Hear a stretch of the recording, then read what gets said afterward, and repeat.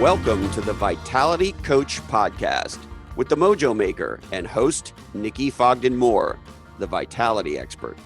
Dedicated to helping you be the CEO of your business and your life with special industry and life-leading guests, top tips on how you could create that magical blend of healthy, wealthy, and wise for CEOs, entrepreneurs, founders, and people who do things with life. Hi guys, I'm Nikki Fogden-Moore. Welcome back to the Mojo Maker Show. It is a real pleasure. I'm filming here today with Dave and we're at KPMG with thanks to them for the most incredible location to interview two incredible humans. One today is Alison Flemming. On today's episode with Alison, she is a real manager of change. Not only does she call herself a self-confessed lifeaholic, most would call her a workaholic, but like me, we love what we do, so we're willing to put all those extra hours in. Alison is the general manager of Scentre Group, which is the Westfield retail chain, and she's also a mentor for chartered accountants. She is one of the Lane Beachley Aim for the Stars mentors. She's a board advisory, a regional councillor. She's done a lot of philanthropy work. Her bio goes on and on and on. What I would like to say is the reason I've got Alison on the show today is to talk about BroCode from a woman's perspective. I think being a general manager in a financial position in a large multinational company takes a lot of kudos, as well as her drive to create diversity, empowerment, and engagement for females in the modern workforce. And how do we bridge that gap as a leading female in the area of commerce when you're trying to pave the way for the young blood coming through? I'm going to have Alison talking on the show today about her version of the BroCode and why she calls herself a lifeaholic, has continued to evolve in education, her own personal development, and giving back. So I hope you enjoy this episode. She's a rock star, one of my closest friends, and I'm extremely proud to have her and her story and what she's visioning for the future in today's growing companies. Remember, my motto, companies are the new community. So our leaders in life create a huge ripple effect on our macro socio-economic impact on what we do as humans in this world. Let's go and check it out.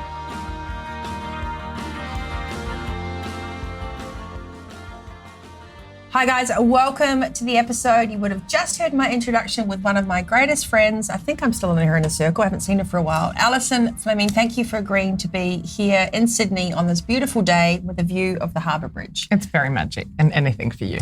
Oh, you know what is really, I was trying to do your intro with your bio and then basically the book was so long. I was like, we're just going to have to ask you to introduce yourself. But I met you via LBD Group, I think, and then we've done some work together at Scentre Group in Westfield, and I'm exceptionally proud of watching you just rise. And I think one of the things that a lot of people don't realise when they look at someone's title is the person behind the name. So today is one of my big topics. It's called BroCode, and I know that diversity is something you champion. So before we go in, I would love you to help our listeners and viewers maybe get a little bit of insight as to what put you in this chair as General Manager and Finance Director of Scentre Group, which is one of the largest retail chains and conglomerates in Asia Pacific, if not the world. Thank you, Nikki. Thanks for the promotion too.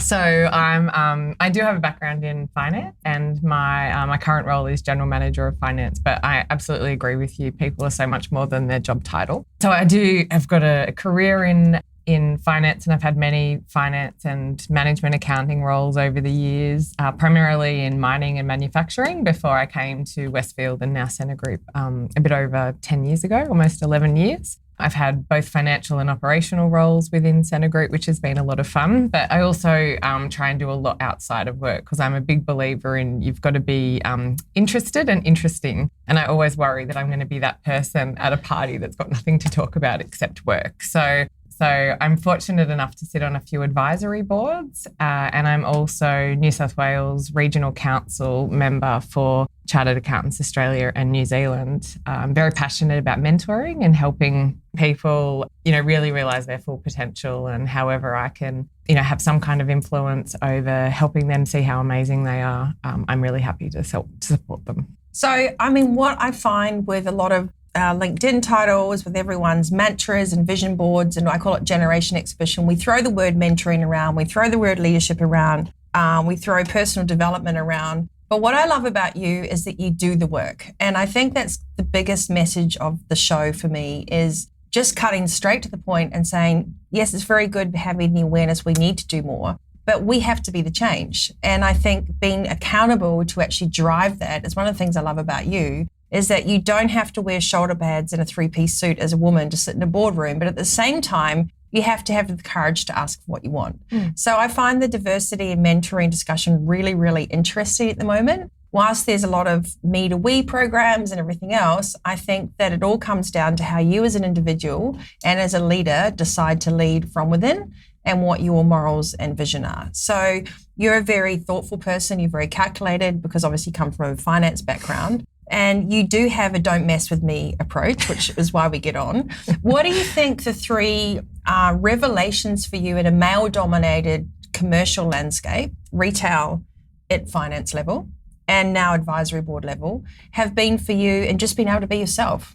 Yeah, look, great questions and great topic for where we are sort of in society at the moment. And I think a part of probably how I approach my day today would come back to I've worked in male-dominated industries my whole life.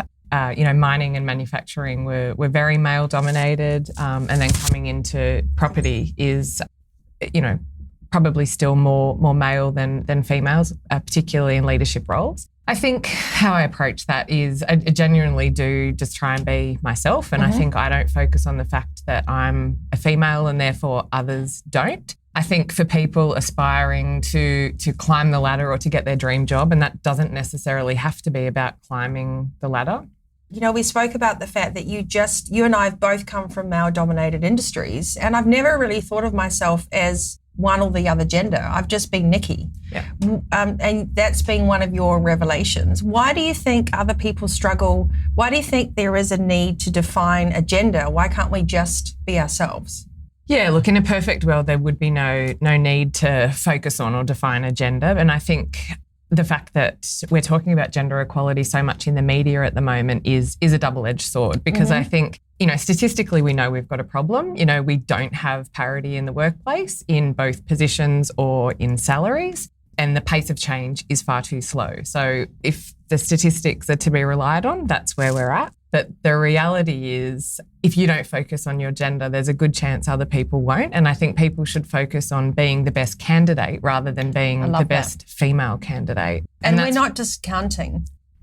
We're not saying that all those statistics aren't there. Correct. But I do think at a certain level, it's the best skills for the job and you providing yourself that foundation. Yeah, correct. And I think, regardless of what role you're going for or what career you're trying to carve out, it should be about being the best person for that role or career rather than making it about, being first female to that role or being a female in that group. I think that's far less important than what you can actually bring to the role. And I have to say this is a very touchy subject, and I've been a little bit reticent to have this discussion because I feel when I've been at networking breakfasts around women, I've actually been put in the naughty corner for saying, how can we as women depend and rely on our communication, our skills, our drive and our talent, and actually become the change that it is that we see ourselves as this person, not as Nikki the female or Alison the female. So how do you educate the men now that we don't even know what to do? Should we stand up? Should we open doors? Should we not?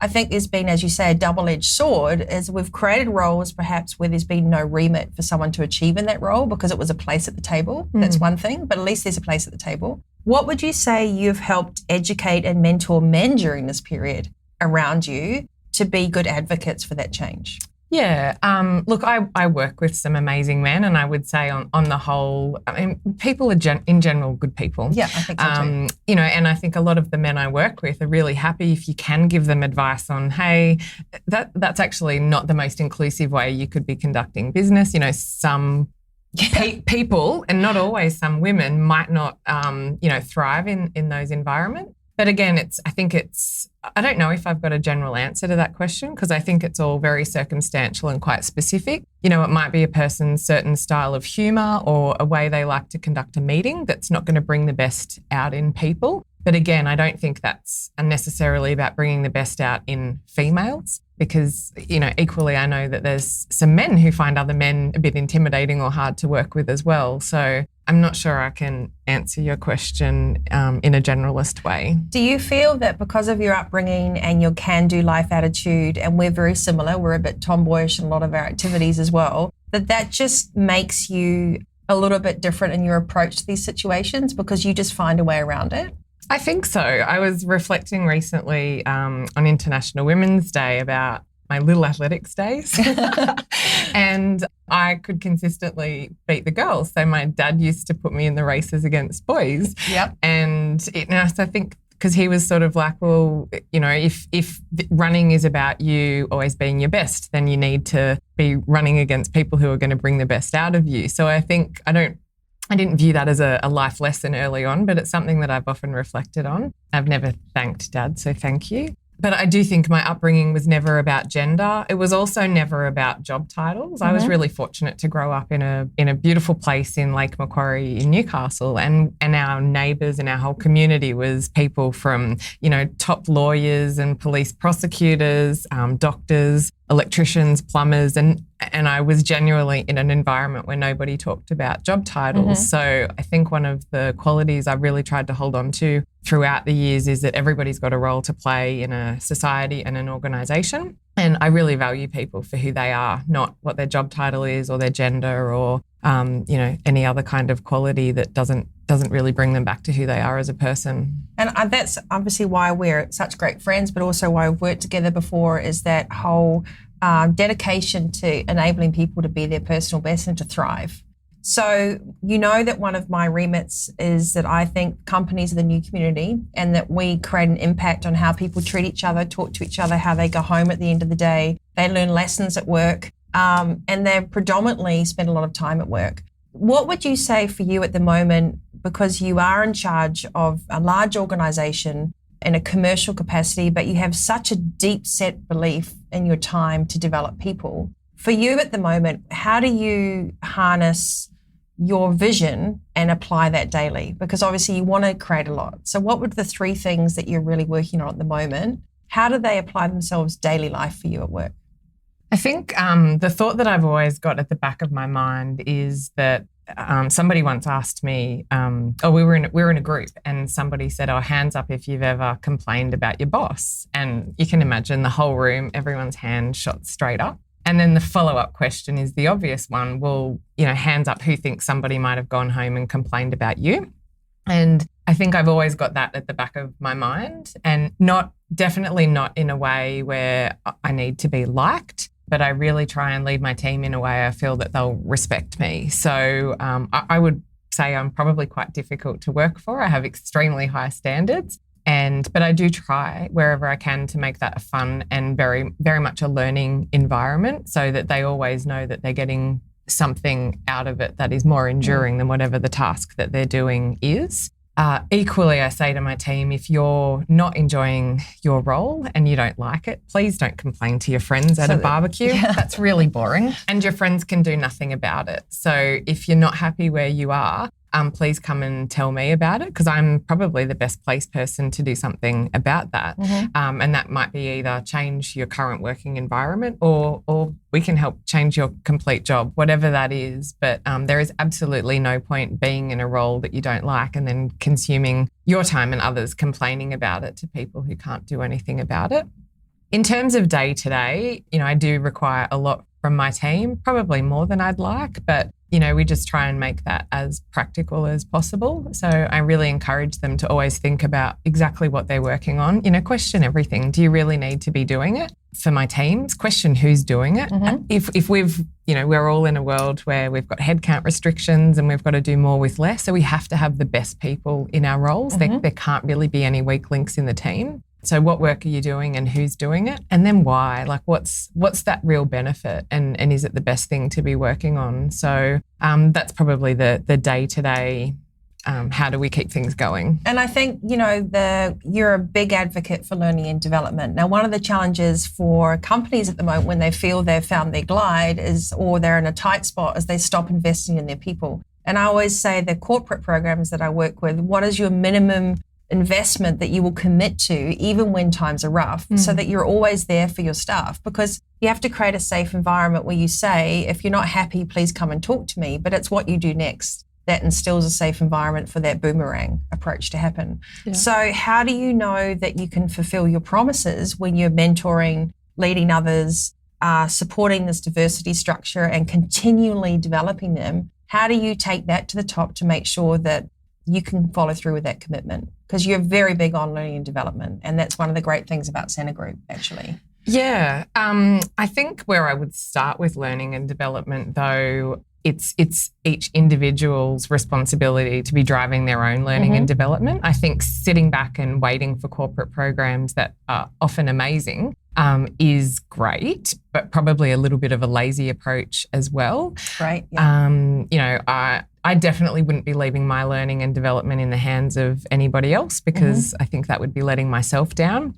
There's so many different ways to approach learning and development. There's obviously formal and professional education that you can seek out, but, there's amazing podcasts, blogs and journals. Yes, there are. That, you can be doing, because, less and less we've got time to be going and doing those full day or full week courses. Yep. And we need little sound bites to help stimulate our minds and just keep us, energised and intellectually stimulated. So I think most of that's got to start with the individual. Yeah, I think that sums up the whole philosophy around learning and development from a company perspective and an individual perspective. You can give everyone as much as you want, but there has to be a two-way street, that reciprocity to absorb and to apply. Yeah. So less is more. And when people want to keep consuming and absorbing and applying, you can keep giving. Yeah. But you can only absorb so much. Yeah. It's like, I call them serial conference goers, where people go to all the Anthony Robbins but they don't change anything in their life. They just get a lanyard and they have like 50 lanyards. But there's nothing's changed. They're still in, financial hardship, or they're still in a job they don't like, or they're still gossiping. And so it's. I think if you're watching this, the reason I love Alison is because not only does she develop herself and others, but you really just do the work. And that's probably the biggest message as well for you, is if someone gives you an opportunity, say yes. Yes. And figure it out later. Say yes to everything and figure it out later. And would you say that's a defining thing, to loop back to our whole point about the BroCode? The one thing I like in working in a male-dominated environment is just getting on with it. Yeah. And do you think that if we as women can just say yes more and figure it out later, it would actually make the trajectory a bit more fun, challenging, but also inclusive? I think so. I think that's a really good point. The other thing I would love to see is more women supporting women. I think too many times, we all joke about the statistics around men will apply for a role if they've got 2 out of the 10 qualifications, and a female will still be doubting herself if she's got 9 out of 10. But instead of laughing about that, we should be saying to our female sisterhood, go for it. Yeah. Instead of being the ones sitting there going, I can't believe she thinks she's good enough for that role. We should be more encouraging and really supporting each other. I absolutely agree. Yeah. So you need friends that say, why not? Instead of, why would you do that? And you'll find that the higher you get to the top, the less people you have around you. And it's just human nature. People don't mean to be malicious, but that's fear, and they can't put you in a box anymore. So someone that is carving a unique path, you're a trailblazer, and I know that we'll be watching you take over the world someday. I think that your ability to be kind and empathetic is one of the reasons that you're a great leader, but also a great friend. And you take that with a lot of responsibility. What's one mantra or one message you'd like to kind of sum up around this whole BroCode talk and diversity for you that would be something you'd like to leave our listeners with today? I know it's a big ask because we've spoken about a lot of topics, but what would be your personal mantra at the moment then?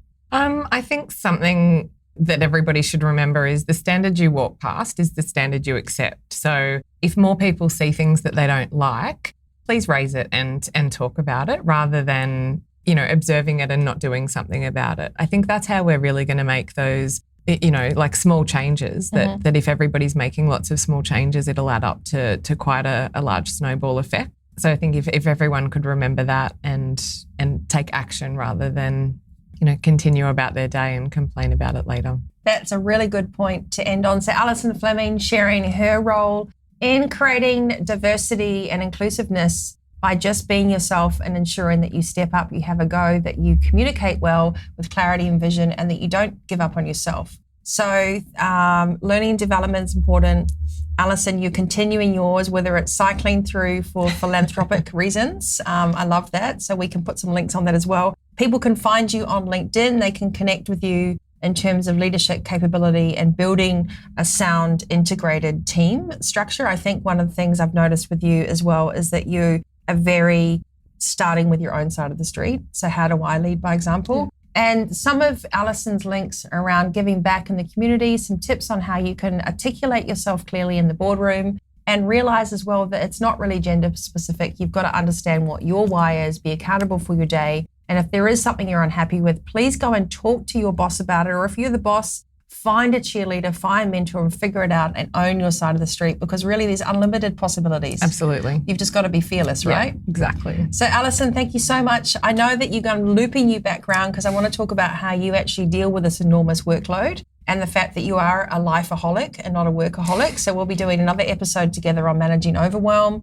dealing with meditation, mindfulness and exercise, and how blending that work life create something you're really proud of so that you're not the boring person at the party that you just spoke about. I want to thank you for your time on the show. I'll put all the links to Alison's profile on the show notes, thevitalitycoach.com.au. Thank you for joining in as we discover some of the under the hood secrets and how you can lead in life as well as work. I'm Nikki Fogden-Moore, the host of the Mojo Maker Show. Come check us out on Spotify, iTunes, YouTube, and Alison Flemming. Thank you so much for your time. Thanks, Nikki.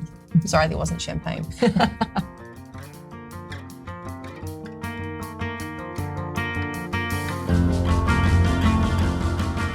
Thanks for tuning in. As always, we'd love your review on iTunes, or you can jump online to thevitalitycoach.com.au for more from Nikki, to sign up for the Monday Mojo and the Vitality Coach TV on YouTube.